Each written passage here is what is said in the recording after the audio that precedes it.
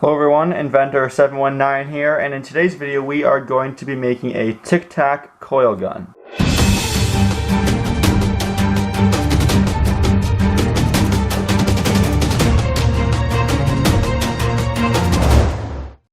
I'm sure you've seen many coil gun videos before, but this will be my first take on one, using a tic-tac container and making it as compact as possible. If you like the coil gun videos, please let me know. Give me a thumbs up and a subscribe so I can make more in the future. So what you'll need for this project is as follows. You'll need your tic-tac container. The main component of the coil gun is a circuit board from inside of a disposable camera. You're going to need a coil of wire. You can also make your own by taking something like a pencil or a marker and wrapping it in wire. There's tons of videos online on how to do it, but I was lucky enough to find this one here out of some type of car part. I can't remember which one. It's almost like the windings of a motor, and it has a little barrel on the inside, so saves yourself a lot of time, and that's a very nicely wound coil. We also have some tape, some wires, a switch for the trigger, a pen barrel for the tube, a spring also for the barrel, the ammo. I have all these little metal rods, and the tools we will need are a pair of scissors, knife, and a hot glue gun. So the main coil power will be provided by the inside circuit of a disposable camera. As you can see, this is the circuit that controls the flash on the camera. Essentially, what I did was went to a local camera shop, and they have all these used cameras that people give them after going on vacation or whatever. So I actually was able to collect, let me show you real quick, this bag of probably 100 cameras. So I can do lots of these projects or sell them, give them away. You let me know what you guys want to see. But anyway, what you do is, as long as it has a flash, you take apart the camera, and really the only thing inside is this sole circuit board. Essentially what it consists of is a big capacitor, a battery, and the flash light bulb thing. So this is the button which you usually would push on the front of the camera, and when you do so, the capacitor is charged with the battery. This one here doesn't really say on it, but I've read before that some of them say like 300 volts. So they're pretty powerful capacitors, and that's what we're going to use today to make our coil gun. First step is to wire up the circuit board. So I have a few wires here. These have alligator clips on the end, which I like because they make them super easy. Before working with these circuit boards, also always be sure to take something metal with an insulative handle and bridge the two capacitor terminals together. As you can see, I'm doing it now and it's not sparking, but very oftentimes these will still retain a charge, and you do not want to shock yourself with them because it hurts quite a bit. I will know from experience. Anyway, so what we're going to be doing is adding some wires to each side of the terminal on the capacitor. So I'm going to just clip on the first alligator clip there, but just so we don't want it to accidentally bridge inside the tic-tac container, I cut off just a little square of electrical tape. I'm going to put it in between the two posts and wrap it around the little alligator clip just like that. Then when I connect the other one, as you can see, they have no way of touching, and basically we're going to bend them up as far as they go to keep this unit as compact as possible.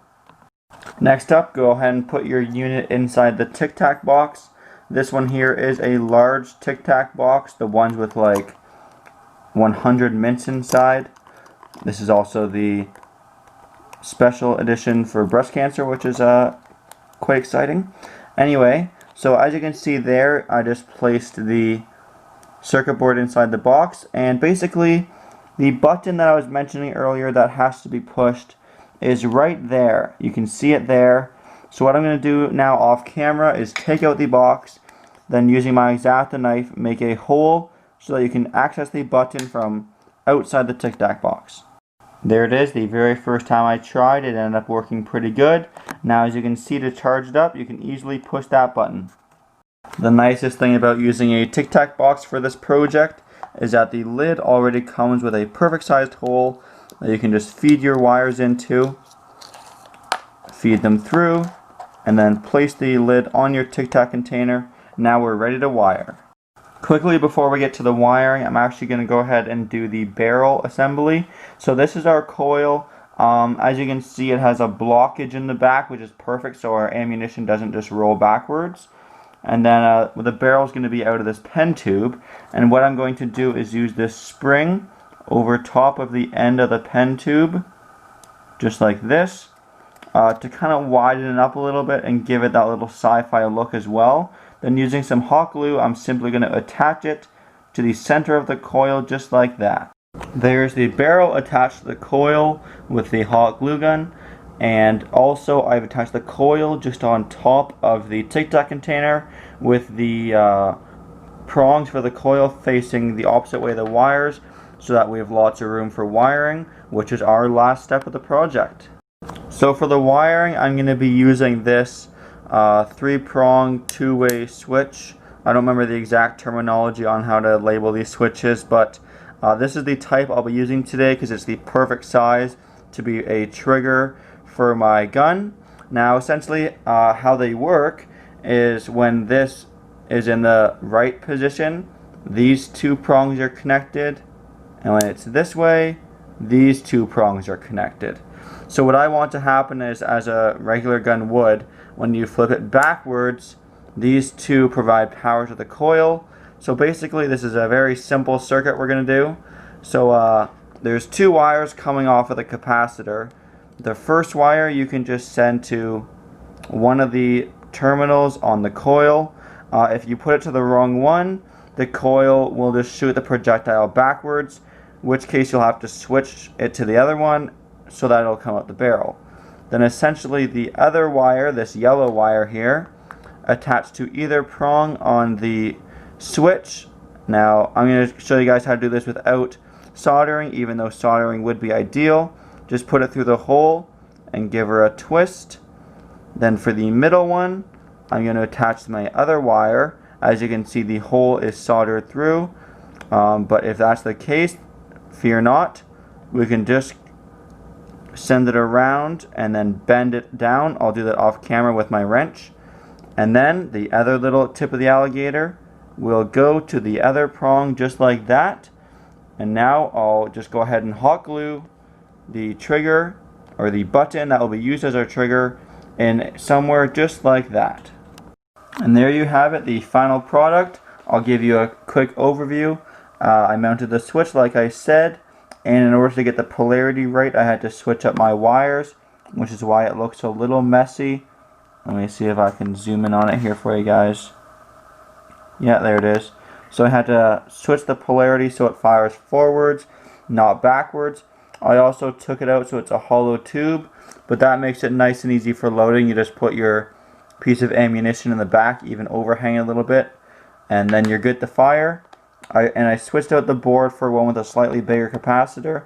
This one says right on it, you can almost read it right there, it says 330 volts, so I know it's one of the big ones. So let's go ahead with a shooting test. Our target today is going to be that mushrooms can on top of the Pizza Pops box. And so I'll show you the first one on camera from start to finish, and then the rest I'll just do a little compilation. So there's the button. I'm going to hold it down for about 5 seconds. 1, 2, 3, 4, 5. In a future video I can even add a voltmeter to make sure we've hit our volts. So first up, let's fire maybe this little 6mm dowel. So essentially you put it just in the end of the coil, then holding it like a real pistol as it should be. Let's go ahead and hit the mushroom can in 3, 2, 1. Alright, that one wasn't the most powerful shot. Let's see if we can get a few more with a bit more volts and different projectiles.